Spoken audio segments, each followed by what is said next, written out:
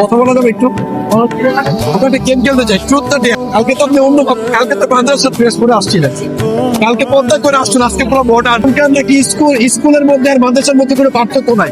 জি না।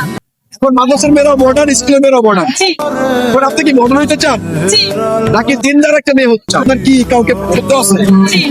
কাকে? আমার বাসা এখানে না। বাসার কোন কোথায়? এই কোচিং সামনে। কাউকে পছন্দ আছে?